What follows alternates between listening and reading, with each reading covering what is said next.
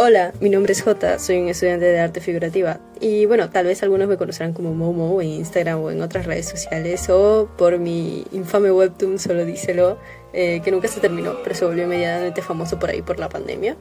Están viendo un redibujo de la pintura de Jean Fragonard, El Columpio. Le vi este reto a Amy Draus y sinceramente quedé enamorado con el reto, con la idea de poder retarme a mí mismo a hacer una cosa del género, porque por ese entonces yo andaba muy bloqueado, pero no un bloqueo en donde tú no sabes qué dibujar o que no, la mano no entra en sincronía con tu capacidad o con lo que quieres hacer.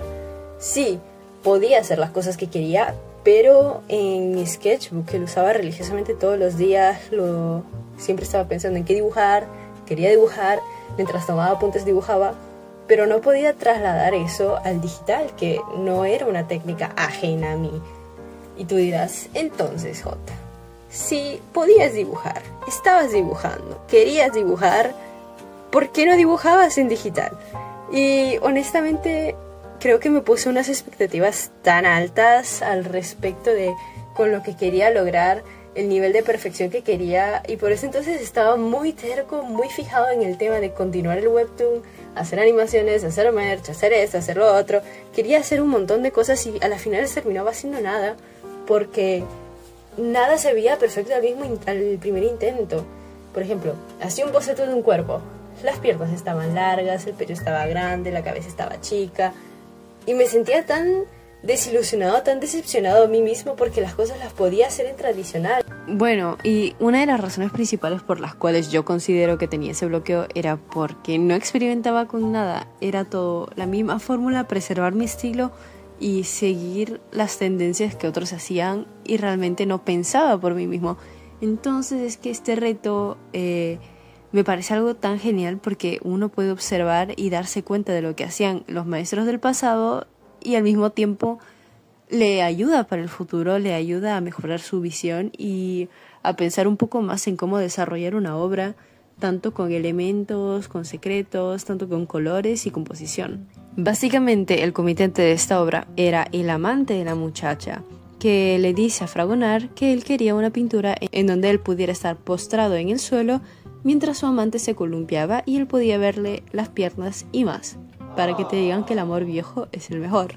Pero bueno, ¿qué sucede acá? Que ellos, si bien son nuestro foco de atención, también nos encontramos con una figura masculina atrás que ayuda a la muchacha a columpiarse. Ahora, se tiene la teoría de que posiblemente sea el marido de la señorita, porque no solo está muy bien vestido como para ser un lacayo, sino que también tiene un perro a la altura de las piernas. Ahora, ¿qué significan los perros? Normalmente vienen usados como símbolos de lealtad, de fidelidad.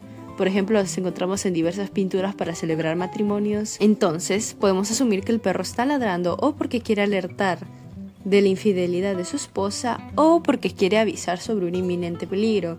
Si nos tomamos un momento para ver las cuerdas del columpio, nos damos cuenta que se están rompiendo y que es posible que la señorita se caiga. Esta idea viene reforzada por esa escultura que tenemos a la mano izquierda, que se llama Cupido amenazante, es del escultor Maurice Falconet.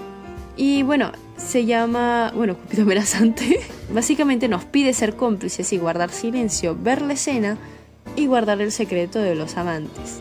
Ahora, en mi propia versión de la pintura yo decidí poner el grabado Secretus en el pilar de la escultura, porque para los que no sepan latino, yo tampoco, significa secreto. ¿Y de dónde me lo saqué?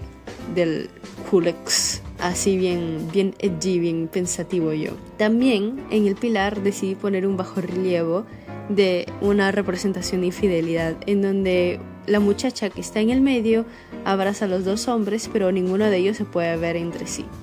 Tal vez el que está en la luz, el que está más cerca de la luz, puede ver al otro, pero no le importa.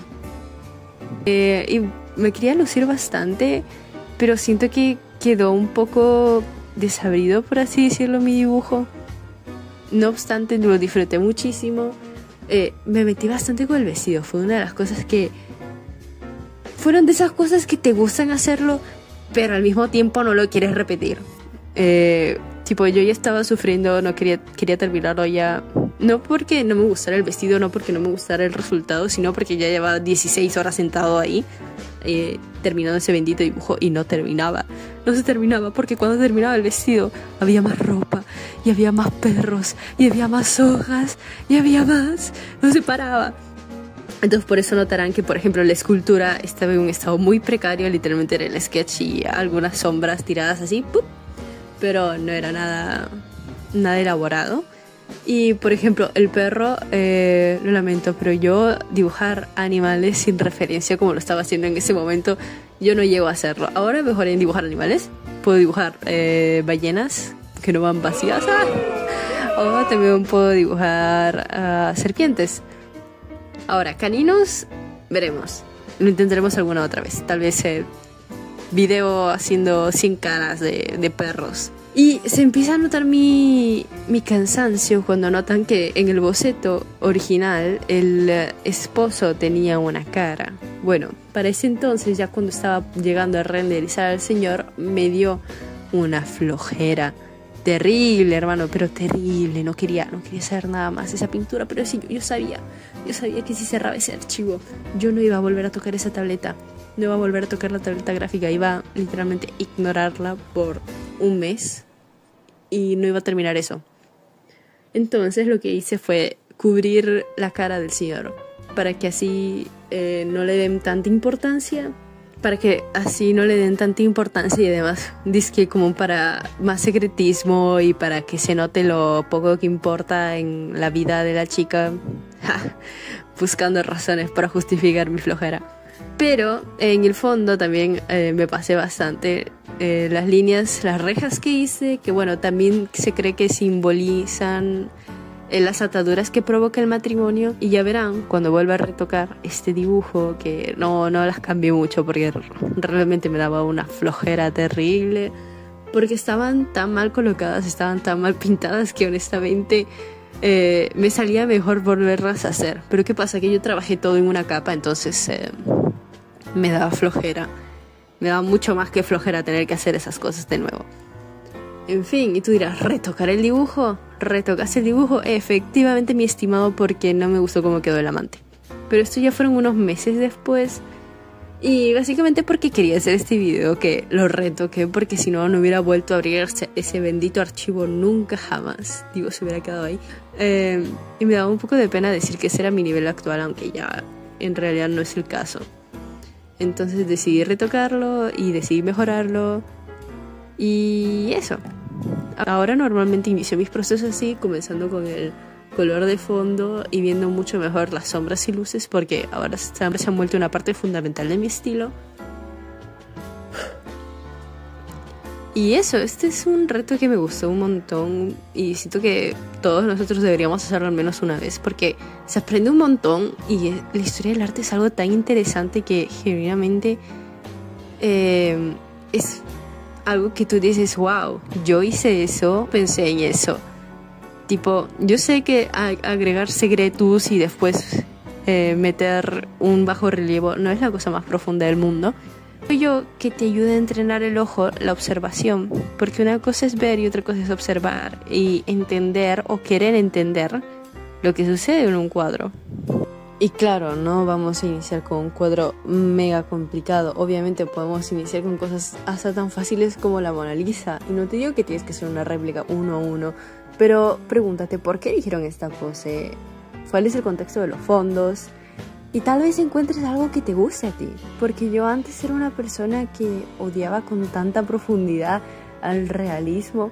Yo lo juro, lo odiaba porque pues yo quería un estilo más anime, un estilo más comic friendly, que me rehusé de aprender muchas cosas que el realismo te enseña. Y no te estoy diciendo que abandones el cartoon, abandones el anime por estudiar realismo. Te estoy diciendo que estudiar ciertos aspectos de la realidad, ciertas técnicas que normalmente no usarías, es muy útil para salirte de esa pequeña caja y poder innovar o incluso volver esas cosas parte de tu estilo a diario. Ahora me centro mucho más en el color y en el aspecto pictórico de las cosas. Pero bueno, espero que les haya gustado. Perdón si hablo mucho. Y eso, tal vez nos vemos en un próximo video. O tal vez no. Tal vez esto se elimine en 3 horas.